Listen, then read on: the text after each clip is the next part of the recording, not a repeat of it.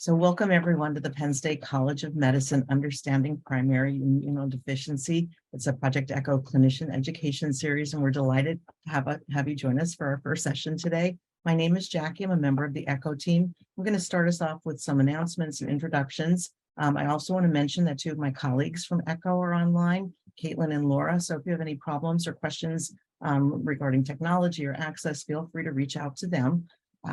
If you haven't already done so, please put your name and specialty or role into the chat. That will help us understand a little bit more about who our participants are today. And if anyone's joining with you, we would ask that you include their names as well. Of course, we ask that you stay muted unless you're speaking, but at any point, feel free to unmute or use the chat to ask questions, share comments, and communicate with us. Please remember that when we discuss cases, no personally identifiable information or PHI is allowed. We are recording these sessions for educational quality improvement purposes, and we'll be sharing all materials after each session. In the spirit of Project ECHO's All Teach, All Learn, we're always on a first name basis during the sessions. So if I see you in a hallway somewhere, it would be Dr. Smith, but on ECHO, it's a first name basis. So today's session, we're going to have a brief talk on immune system basics. That will be by Alex Horowitz, and that's going to be followed by a case discussion. Paula will be sharing our case details, and then I'm going to help facilitate a discussion around the case. So again, during the presentation and the case, feel free to put your questions into the chat. We have a team of specialists online. I'm going to ask them to introduce themselves next. They'll help to field questions, but remember, Project ECHO is all teach, all learn, so everyone can ask questions and provide answers. So let's start with the introductions of our hub specialist team. So when I call your name, if you just want to unmute and introduce yourself and your role on this project, and then we'll get moving. So let's start with Colleen. Good afternoon, everybody. Thank you for being here, and good morning for those on the East or West Coast. You can tell I live on the East Coast. Anyway, my name is Colleen Brock, and I'm a registered nurse, and I am the manager of medical programs at IDF, and I am glad that you are all here. Thank you, Colleen. How about Alyssa? This morning. Okay, thank you. How about Megan then? Perfect segue. Hi, everyone. My name is Megan Messick, and I'm the Director of Education at the Immune Deficiency Foundation. Thank you for joining us. Ken.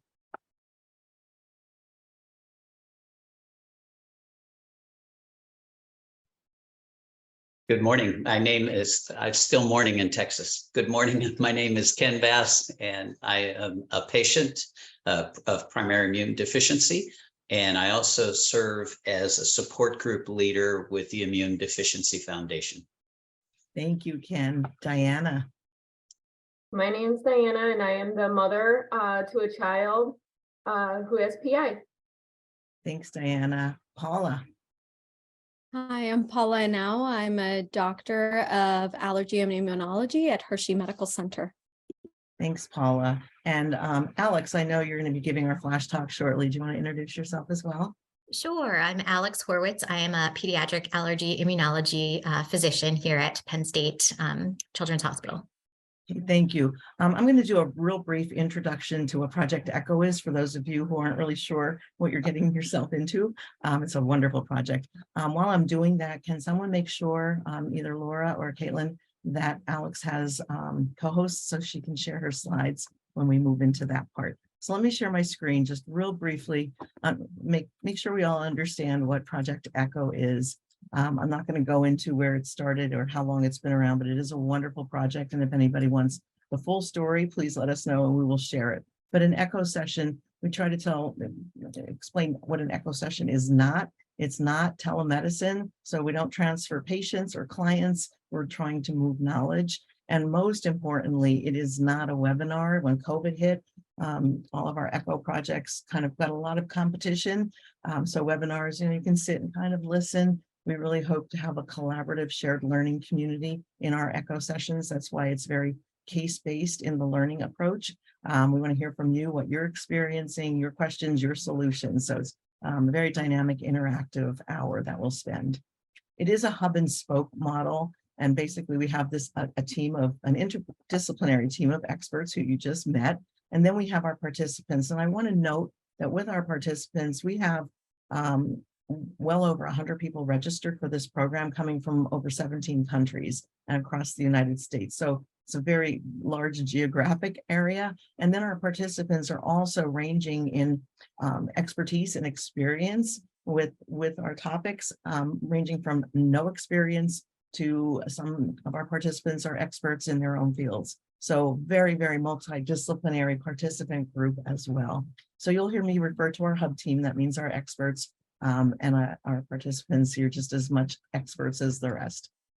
Case presentations. I mentioned that our ECHO sessions are very focused on a case discussion. So we want everyone, hub and participants, to learn by working on real problems that you're seeing in your clinics and your facilities. So we're trying to be very collaborative. We'll start by having someone present some very basic information about a case or a patient and a question that they're trying to get help with. And then I'll ask everyone to, make sure we understand the case, or there are other details that you need. And then we'll go into starting to find some recommendations on what we can do to help move this patient or this situation forward. And cases can take many forms. They could be diagnosed or suspected PI, or what do I do next? How do I handle this? Paula, I don't want to put you on the spot, but I'm going to. Do you want to explain a little bit more about what a case could potentially look like? I know you're going to model one when we do that later today. Absolutely. So in a case, we want you to bring in a case of your real life practice and share with us a question that you have. And within our participants, we'll be able to field questions and help you sort through that case and hopefully get you to a resolution of how we will get you through that case. And that way we will all be able to learn from your case and answer your original question. The idea is that we can all gain from that original information and that original understanding. Thank you, Paula. So I'll always send an email out to everyone with a real simple form. Do you have a case or a question that we can use for our discussion? And you can either email it to me, fill out the form, whatever, and then I take it from there and make it look like the one that we're going to see today. So it's pretty low stakes in terms of your time investment to do one of these, but they're extremely beneficial. Then we have a flash talk. We always include a didactic of some nature. So today we have Alex presenting that. So our sessions are always, we're not going to do an intro to ECHO every time, but we'll always start with some brief introductions, quick announcements. We'll do our flash talk or a brief didactic. Then we'll go into the case. So you can see the anatomy. Most of our time is going to be spent talking about the case. So that is pretty much ECHO in a nutshell. And with that, I'm going to stop talking and I'm going to let Alex take over and give our first talk today. Thank you, Alex, again. You're welcome. All right, so it's telling me I cannot share my screen. So if I can just be... Laura, did somebody... Jackie, only you are able to because you're host. Yeah. Are you serious? Oh, I'm sorry. I can't see that. Okay. That's okay. The fun of Zoom. Thank you. I didn't even see that. All right. Alex, you should be ready to go now. I'm sorry. All right, not a problem. So I am Alex Horowitz. I had already introduced myself, and I am going to be talking today on immune system basics and what can go wrong, all in 15 minutes. So, all right. So here are just some disclosures that we need to show you, but we don't need to read through. So here we go. So here are my learning objectives, and you can read them. But essentially, my goal today is to provide a foundation for the future sessions that are coming. And then ultimately, the hope is that after this series, you will be able to recognize the clinical phenotypes that might be associated with primary immunodeficiency, or what you might now be hearing as inborn errors of immunity in the different parts of the immune system. And that's going to help both with diagnosis and how you direct your workup.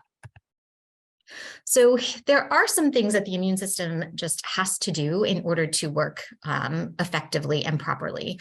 And so I think of it as, it needs to be able to recognize or detect an invader, or that an invader has been detected by another cell, and that's usually infection or malignancy. We don't want it to attack our own cells. The parts of the immune system need to be able to communicate with each other and make sure they get the right cells going for the job that is needed. Then it needs to do its job, which essentially is to eliminate that invader. It needs to stop when the job is done to not continue to cause damage. And then it needs to remember for the next time, so that the next time it encounters that invader, it can act much more quickly. So the basic strategy of our immune system is to slow the invader down and then to attack and eliminate the invader. And we talk about two types of the immune system, the innate immune system and the adaptive immune system.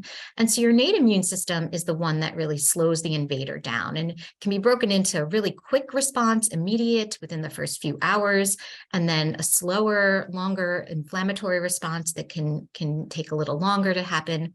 And then ultimately your adaptive immune response is going to eliminate the invader. And you can see that can take 4 days or more to really start working. That's for the first time you encounter. Second time you encounter that, it should happen faster. So I want to talk just a little bit about the components of each of the types. So the innate immune system is your very non-specific and very quick part of the immune system. Think of them as like the metal detectors in an airport.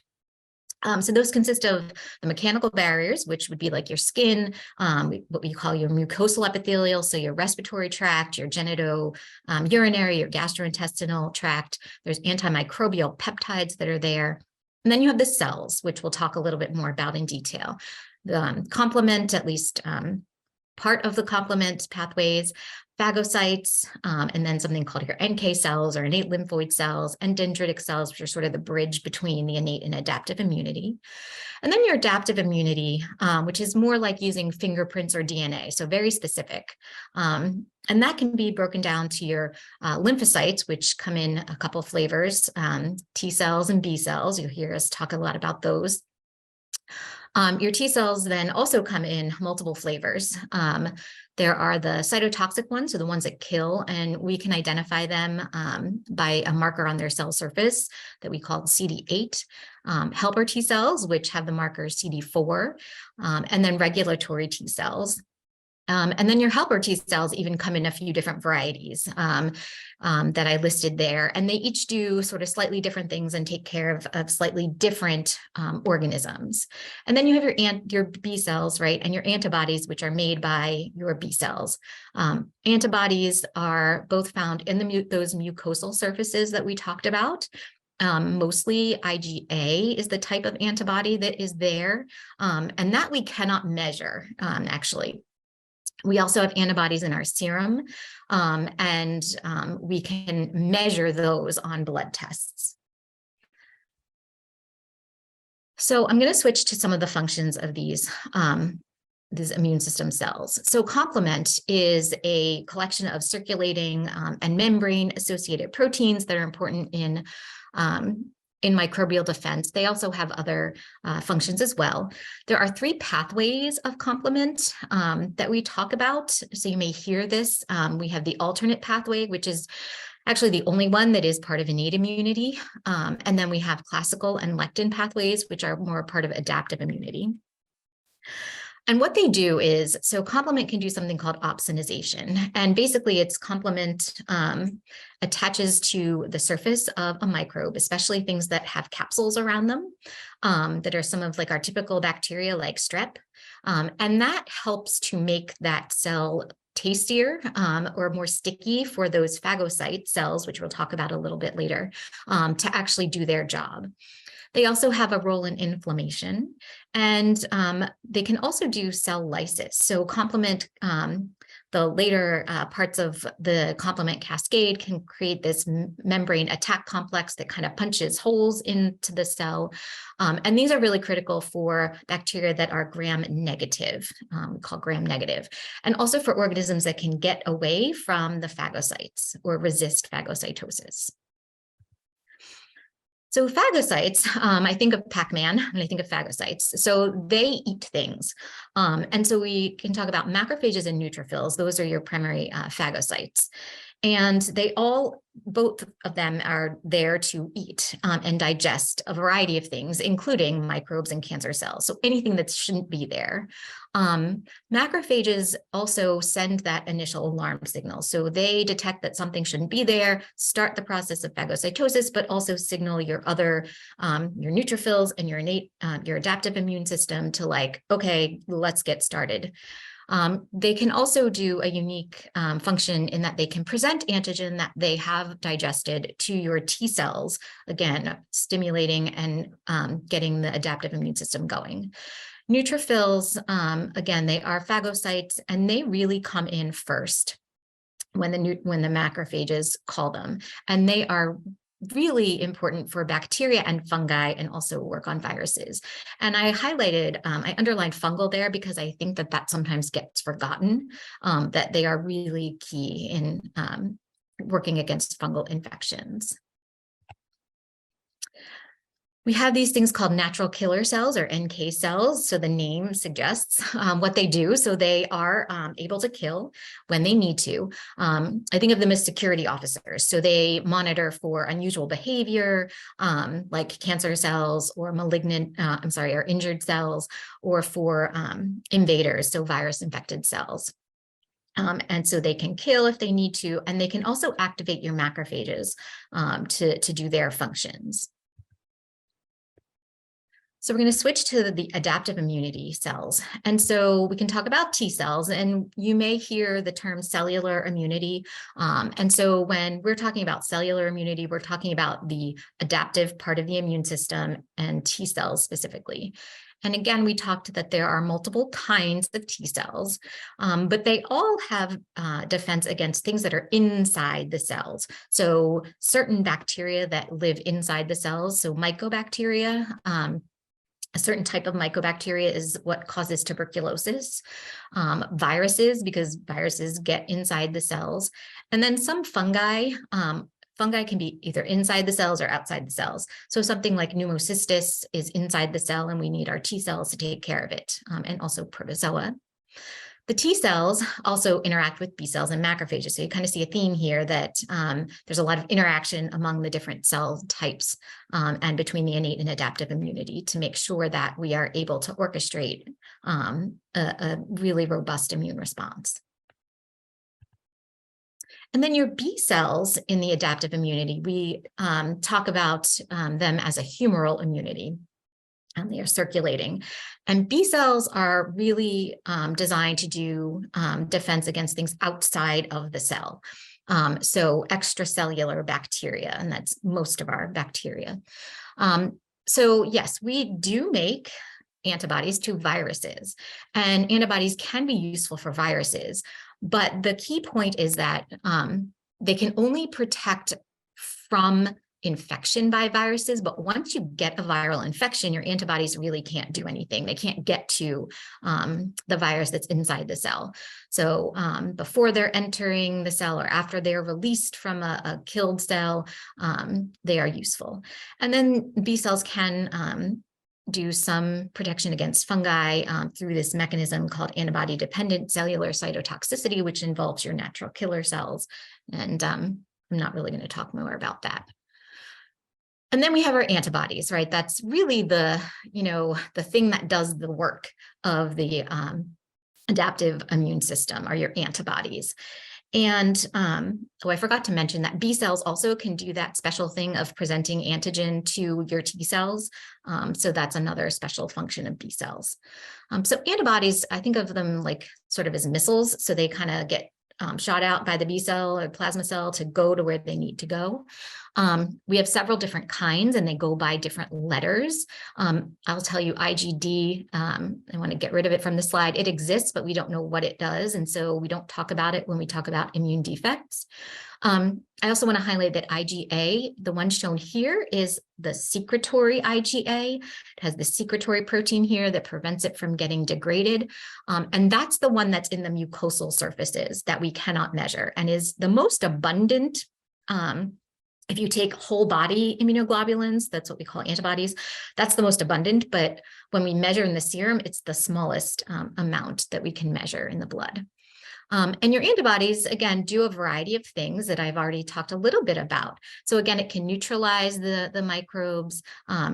It also does that opsonization thing that complement does. So it can help the phagocytes do their job. Here's this antibody-dependent cellular cytotoxicity. And then antibodies can also activate complement and then lets the complement do its thing, which we talked about before. So when we talk about disorders of the immune system, right, we are talking about immunodeficiencies, which is kind of, what the main focus is here on this series. Those can be primary or secondary. Secondary and acquired are much more common than primary. There can be autoimmune disorders, right? So remember, you're not supposed to attack self, but if the body's immune system attacks its own tissue, that's when you get autoimmunity. You can get allergy when the immune system is reacting to something that's not really harmful, but it thinks it is. And then cancers can happen. So the focus of this series is primary immunodeficiencies, or again, what we're starting to shift to is inborn errors of immunity. And that's when you have this intrinsic or a defect that is really part of the functional components of the immune system, right? It's something internal to the immune system, not something that's happened to it from the outside. And when we talk about the functional components, we mean the cells, the proteins. Cytokines are the molecules that are used for communication between the cells of the immune system. Any receptors that need to, recognize certain things, or their pathways, all these signaling pathways that are needed to get the immune system to work. And so you can have a defect in like pretty much any part of this process. So in the development of these, the maturation, how they're activated, their interactions, them getting to where they need to go, and then actually doing their function. So in summary, you have your innate immunity, which are the physical barriers, phagocytes, NK cells, complement at least the alternative path. Phagocytes are key for fungal and bacterial infections. Complement is really key for encapsulated organisms, for like the early parts of the complement cascade, and then gram-negatives for the late parts of the complement cascade. Your adaptive immunity, again, are your T and B cells, antibodies, and then the classical and lectin pathways of complement. The T cells work on intercellular organisms and the B cells on extracellular organisms, especially those with capsules that need that opsonization to make them sticky or tasty for the phagocytes. Innate immune system defects can result in a variety of things like primary immunodeficiency, autoimmunity, allergies, and cancers. And those primary immunodeficiencies can happen from abnormalities that would affect any steps of the development or function of the immune system. And that's kind of what, the more details of this is going to be fleshed out in cases and as we go forward in this ECHO series. So I don't have a great reference for just this particular talk, but for a nice kind of more detailed dive into immunology, should you be interested, there is a textbook by Abbas this is the more basic textbook, the cellular and molecular immunology, and there's a variety of versions. I think, I don't know if it's on like the 8th version or 8th edition, but they are all, whichever one you can get your hands on are very good. So thank you very much for learning all of immunology in 15 minutes, and I look forward to our case discussion. So let's take a look at the case for today. And again, this is an example of what we're looking for when we're saying, bring your cases and questions to us for our discussions. Go ahead, Paula. Thank you so much, Alex. That was an incredible succinct way to look at the immune system in a reference for what we're going to be looking at in the series. So thank you so much, Alex. And feel free, all of the participants, to interrupt, ask questions through this case. So the next case is, is there something wrong with this patient? Should I be doing more? Where do I go from here as this patient's physician, seeing this patient for the first time? So I'm seeing this patient for the first time as an acute visit. She's an 18-year-old female, and she says she's sick again, and she thinks she may need some antibiotics. She plays lacrosse. She's 18, and she's really active. In general, she feels like she's doing well. Any questions? So before we go to the next slide, any questions? Anybody has any questions about her? Get some more information. What kind of sickness is she having?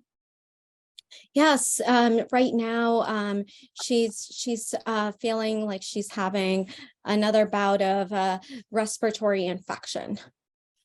So Paula, why don't we go through the next slide, and then we'll see what other questions come up. Yep, go ahead. Yep. Thanks.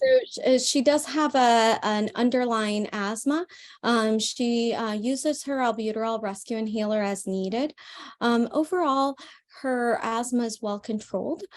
She does have episodes that she describes as bronchitis approximately 4 times per year.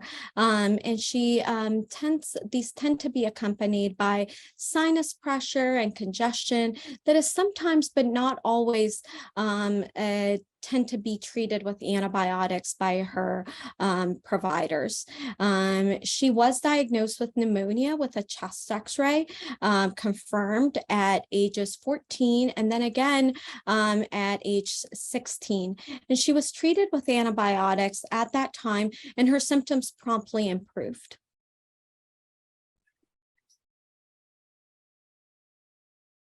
So I'm going to stop sharing. I think you have quite a few questions in the chat already for some additional information. So let's start with, if you want to go through them, you may have answered some of these questions as we went to that next slide. And can you, for the participants, can we put the screen just so that they have the background? Sure. Thank you. All right. Can you see the chat and start to go through some of those chat questions? Thank you. So for Maria Carter, she said prior history of bacterial infections and antibiotic usage. So yes, so she's having about 4 sinus infections per year.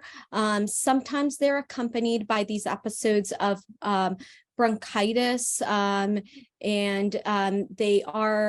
she tends to get antibiotics about 4 times per year. And those promptly treat those symptoms. Sometimes she's treated with prednisone, and that also helps. Shannon Meiser also wrote, what exactly are her symptoms?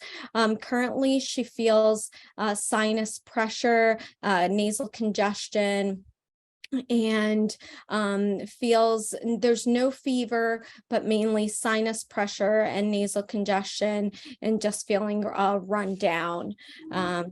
There's another question by Karen Acevedo. What was the last set of antibiotics? She got Augmentin 3 months ago. It was a 10-day course of Augmentin.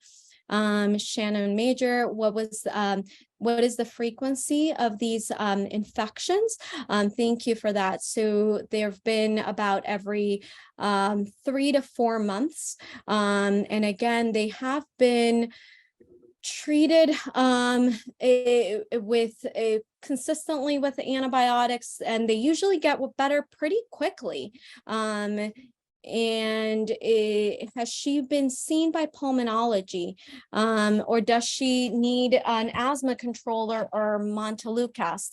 So she has never been seen by a pulmonologist. And she does not have, she does only use an albuterol inhaler as needed. She's never had PFTs done, and it feels like, hey, my asthma's fine. I sometimes use an albuterol inhaler prior to practice. I sometimes feel wheezy, but you know what? I am super active. I'm in great shape. I feel great. So I'm in great shape and I don't need anything.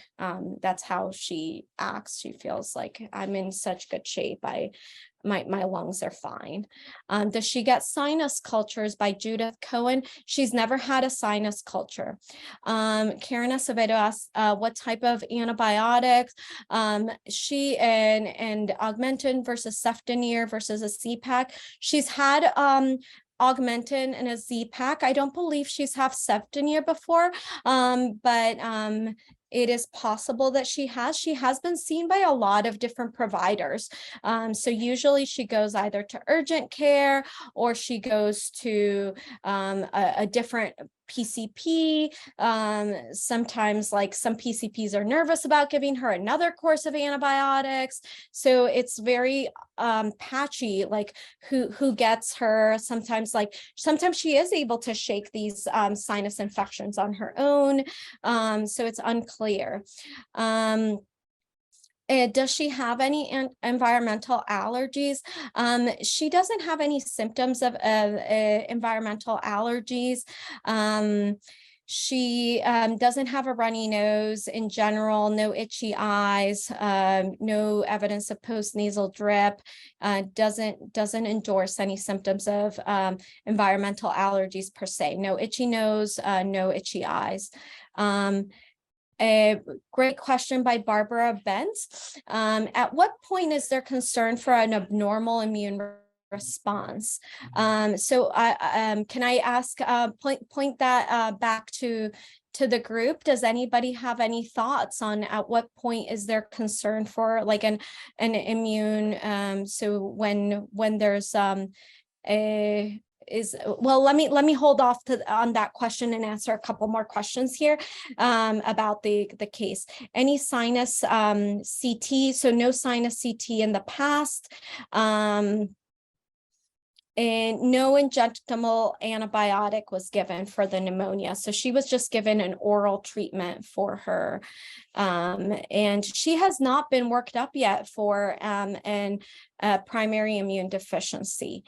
Great question by Karen Acevedo. No strep pneumo titers been done. And Shannon mentioned need to get immune studies, vaccine challenge tests. Great questions.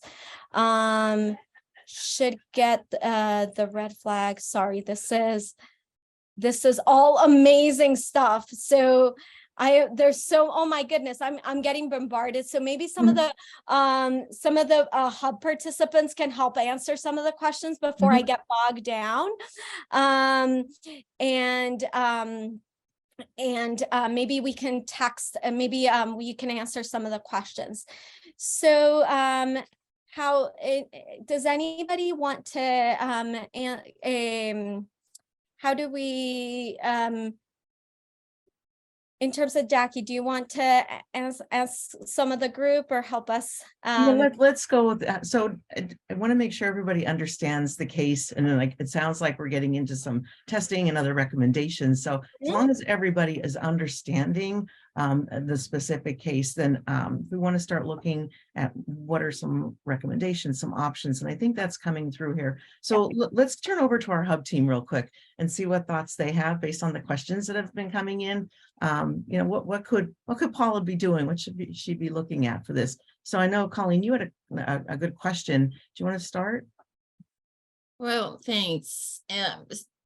Speaking as somebody who's sort of creating this program with these wonderful presenters, everybody has asked amazing questions, but there's a red flag that everybody's missed. And that I find very interesting. And I think that's the whole purpose behind what we're doing. You're asking great questions about her bronchitis and her allergies and all of these things. But there was a big red flag. And that red flag was she's had 2 cases of diagnosed pneumonia. Why? That is not normal. So my questions then become, why has she had 2 cases of pneumonia? And they were within 2 years. And is that a problem? So Colleen, can I respond to that just briefly, the way I think about it? So I completely agree. That is the thing you need to be looking at as the concern. My sense, though, is I think some of what the questions were coming at of mostly about asthma and allergy is that why it's perhaps a reason for the pneumonia. And what I always think is, were these truly pneumonias? And so I think that's a great point. You do need to see that, and that's going to probably make your suspicion higher, to go to Barb's point. But I think also looking at other reasons is helpful too. Oh, I You totally did a agree. great job with that. It's a whole Yeah. picture, but I don't want, and that's where I don't want people to miss the red flags. Absolutely.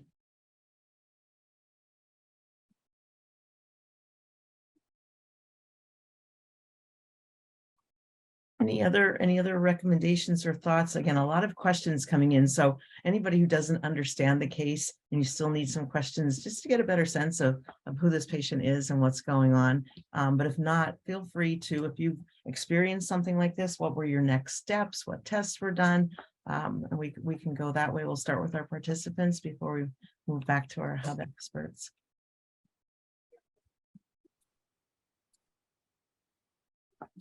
So Paula, can you see that in the last comment? Well, the last few comments are about smoking and vaping, and then ruling out immunodeficiencies, and then also the omega-3 diet. Can you address any of those? Yep. So I'm actually going to summarize a bit of what we've been discussing. Thank you. So this is a young, we would presume that she was healthy because she was active, but certainly doesn't give us a glimpse of her being healthy, because she's been having recurrent infections. Young woman who has some mixed pictures in terms of is she just having poorly controlled asthma, or is she having an immunodeficiency? And that's the question that we're presenting. Our questions that we're having here are what are her immunodeficiency workup? And so she did get referred to an immunologist appropriately at that time. And she did have an IgG level of 200, an IgA level of less than 5, an IgM level of 40. Her CBC was normal, and her pneumovax titers were low or undetectable, and tetanus titers had poor response as well. So for all of you that don't have like a good sense of that, so her IgG levels were were low, and she had poor response. So when we think about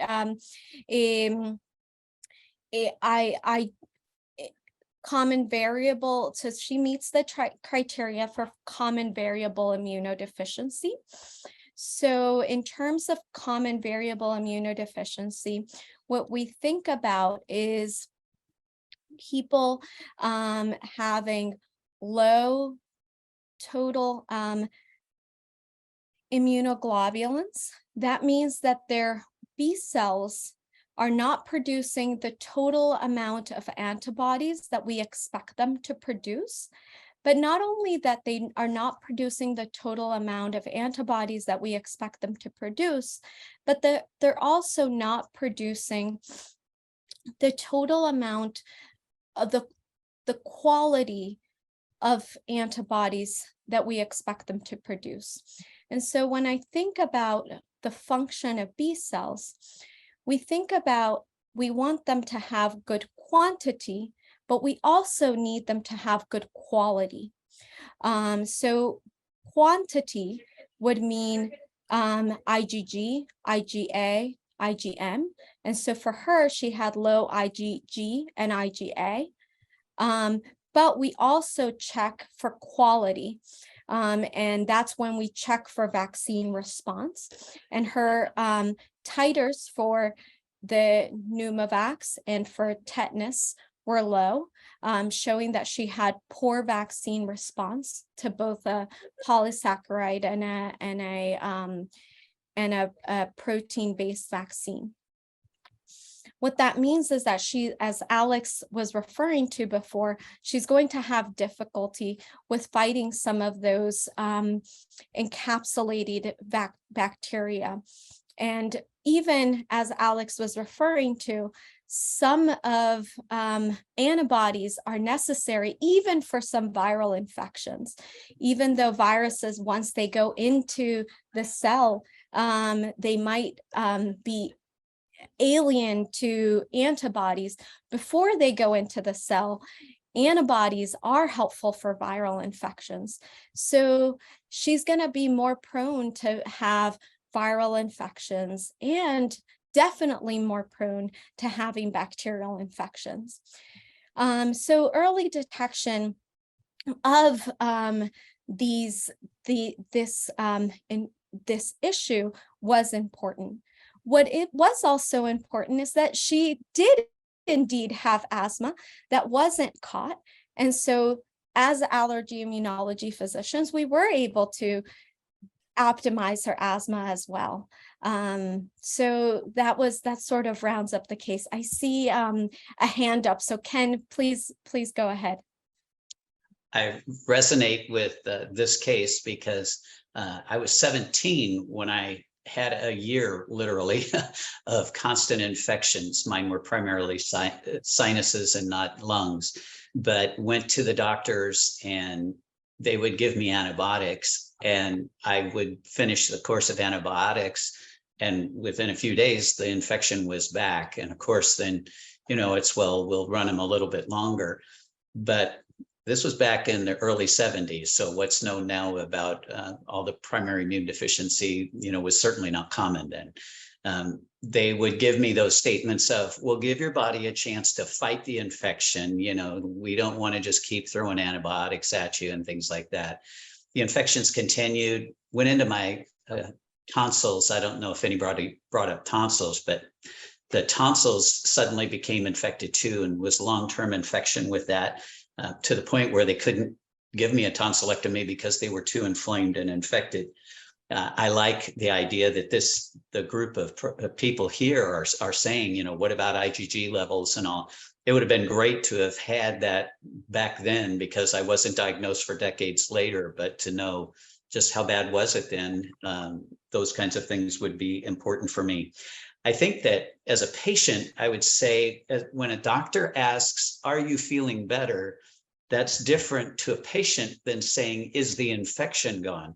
Because I, as an athlete and somebody who felt strong, I go, yeah, I'm feeling better. Some of that fatigue or whatever is gone, but the infections weren't gone. And that's why they would come back repeatedly. And so then, it made sense to me from then forward. I constantly had infections that didn't go away and ended up having 3 sinus surgeries and lost my hearing because it got back into the infections got back into the cochlea. So I totally appreciate that doctors and physicians here are thinking, well, let's do some tests and find out what those IgG levels are. Thank you, Ken. I'm going to let Paula kind of take another look at the chat while she's doing that. Diana, as a mother, do you have any experiences to share that align with this case? My son was diagnosed at 8 with CVID, but from the time he was 4 months old, I knew something was different with him. And we fought all those years along. Like Ken, he ended up having an adenoid removal at 7 months. Should have been clue number 1. He had a palatine tonsillectomy done at 3 years. And at 4 years, the infections were so bad that he had to have a lingual tonsillectomy, which in the case of medicine is very, not common. I wouldn't say rare, but very uncommon. Throughout all that, as a mother, I kept on asking, why is he so sick all the time? We have the same colds, we have the same sicknesses. Me and my husband and other children get better in 3-4 days, and he is sick with the bronchitis, the pneumonia. And until those questions where I ultimately put them on the spot of, I want his immune system tested, and they said, well, what do you mean? And I said, I don't know what I mean something is wrong. And for that to be taken into account, the years, many years before would have been beneficial.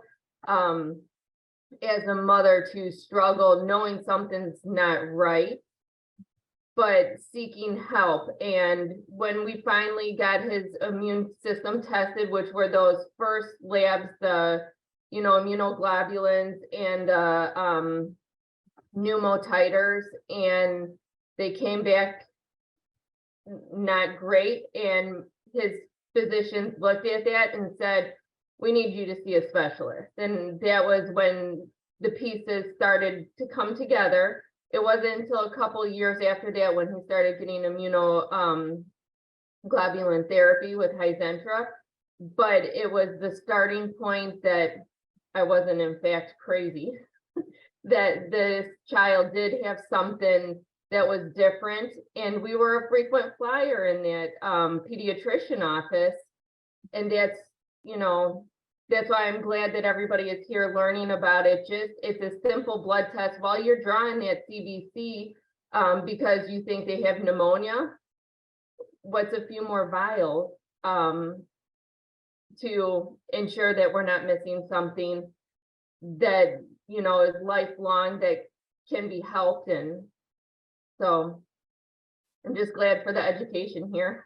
Thank you, Diana. And it aligns with Shannon, great questions. So I do want to ask Colleen, Paula, Megan, and Alex, are there standards of care that determine if a specified number of infections over a specified time frame are indicators to have a full immune workup done?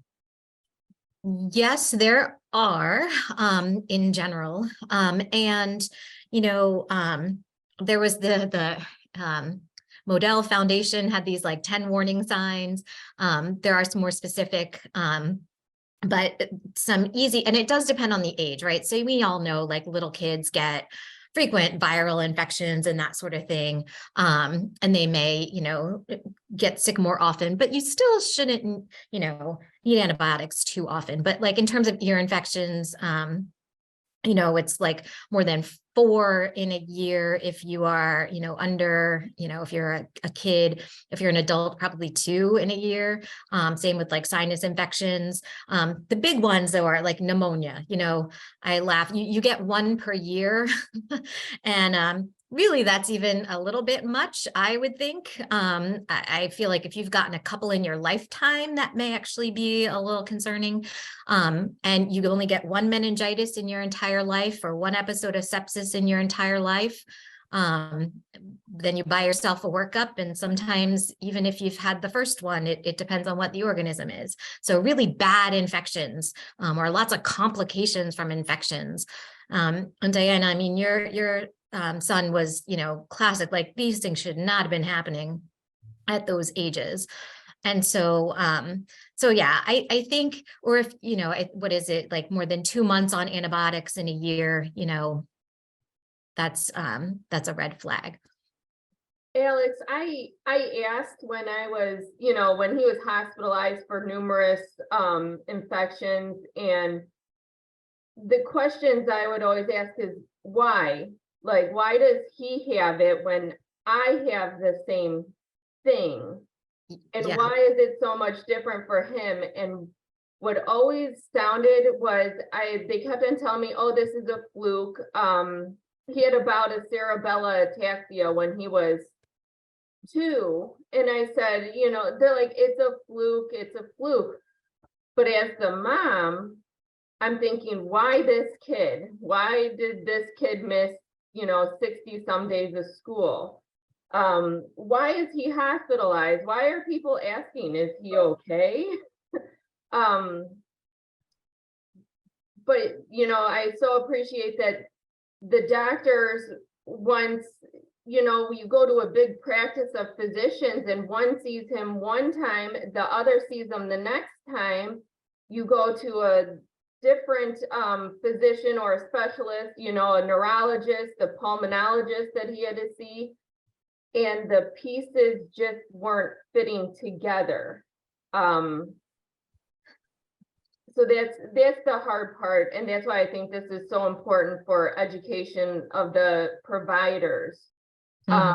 When they see, oh, he's been sick again, and I was like, oh, just give him an antibiotic and some steroids and I know what I'm doing. That should be a red flag that parents know exactly what they're doing and what they need to treat it. I would say too, Diana's situation and mine are similar in that you can't take family history into account. Nobody else in my family has PI. And she's a healthy mom. And so, why would you expect a child to be sick? You can't take family history into account all the time. And I will add that everybody's journey is different, which is what makes PI very difficult to diagnose. So our son was diagnosed purely by accident, by the grace of God. He aspirated his formula at 2 months because of reflux.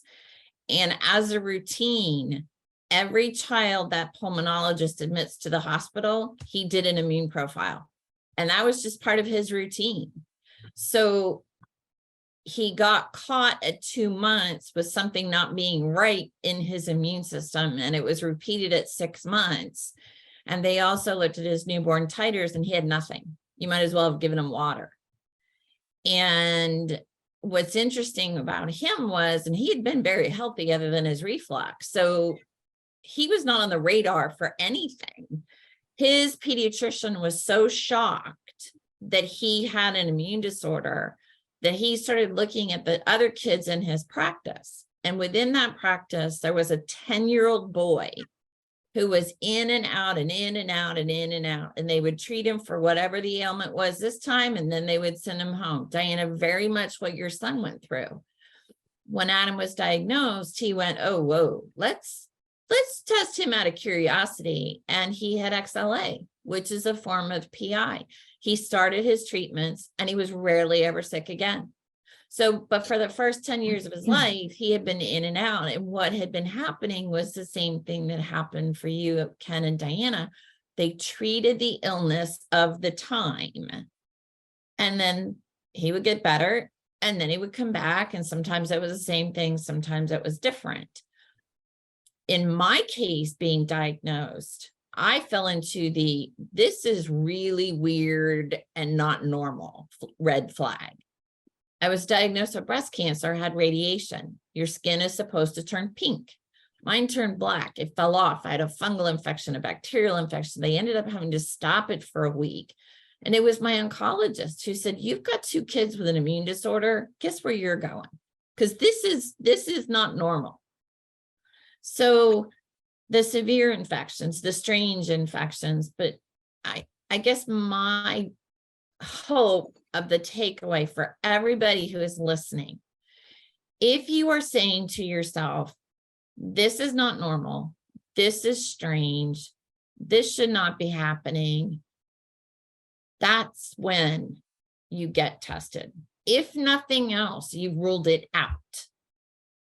But at least you have saved the Dianas and the Kens and the others like me years of healthcare crises, and you've been able to stop it and help them and reduce their infections and give them a better quality of life. And oh, do you mind? I was going to say that's a great point, and I put it in the chat, but part of the problem with our healthcare system is it does not allow for this consistency, especially when kids are coming for acute visits. You get seen by whomever. I think if you maybe need to just say, would you mind, someone mind looking through his chart or her chart and looking at all the infections and see if you think that there's something. I also think, so this is my immunologist hat, of course, but I say to, our fellows and learners, it's not going to hurt to do an immune workup. If someone is concerned, or if you have some suspicion, or a family is worried, right? Just do it. It's, as long as it's, you don't have to do $1 million workup, right? You can start with some basics, but if that gives peace of mind, or maybe you'll find you missed, there was something there. So I just put our original question up. So Paula obviously has a lot of experience with this patient and has done a lot already. But let's step back and assume Paula was just coming in like, I don't know what to do. I'm really stuck.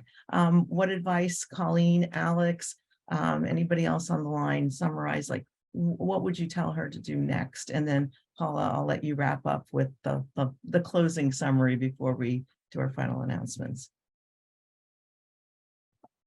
I'll chime in first, and then Alex, you can finish. But I guess my advice is looking at the whole picture, and don't just focus on the symptoms or the issue at that moment. Looking at the chart, how often things are occurring. Okay, so she's in for an infection, but was she just not here for one?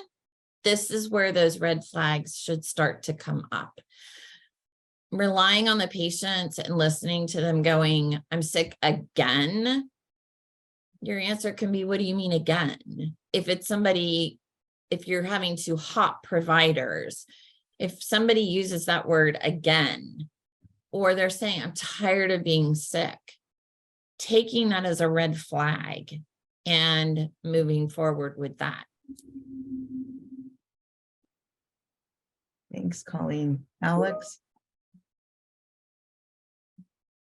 Yes. And so for this particular patient, I think that, you probably would want to optimize those things like asthma and that sort of thing, and other causes or contributors, but certainly an immune workup would be very reasonable. And Patty had asked a question in the chat, I was starting to answer, what is an immunity workup? And it can vary, the specifics can vary depending on what the clinical picture is and what you're looking for. But basically it involves looking at the numbers of the cells in the immune system of what you might be concerned about. So looking at your white blood cells, your lymphocyte counts, you can even look at your T cells and B cell numbers. You can look at your antibody levels. So that's what we call the immunoglobulins. You can look at the vaccine response. So specifically at, how you made a reaction to the vaccines you were given as a baby. And then sometimes it takes on the form of, more detailed special testing or genetic testing, even depending on what's going on. Yeah, so that's Thank you. And Paula, last summary, last points. Yes, and just to round up this case before I give my 1 minute summary. So in this case, the urgent care or acute care physician took an opportunity, a leap of faith of, oh, I am going to not just treat with antibiotics, but take an extra step and refer this patient to see an immunologist and an allergist to give this person an opportunity, and that changed this young lady's life. So I think it really it takes 2 seconds of extra listening to see the whole picture. So today overall we learned about the innate immune system, how it is slows down the invader, and the adaptive immune system helps with eliminating the invader. The innate immune system is the cells that helps with the slow invader, with slowing down the invaders, and the adaptive immune system is our T cells and our B cells. The T cells have our cytotoxic T cells, and our helper T cells, or B cells, have our antibodies. We also had a wonderful case outlining the importance of checking in with our patients and providing an early referral to an immunologist in the case of repeat infections and repeat episodes of chest X-ray confirmed pneumonia. Thank you so much. Before everyone leaves, I have a quick poll I'd like to ask you. After seeing today's example, I'm not expecting you to come in with answers, but with questions. After seeing today's case, do you think that you might have a case or a question that you would like to share for a future discussion? No worries if the answer is no. We're just trying to get a bit of a sense of who our participants are. And while you're completing that, let me just give our quick last minute announcements. You will be receiving an email shortly. It contains a link to the session evaluation.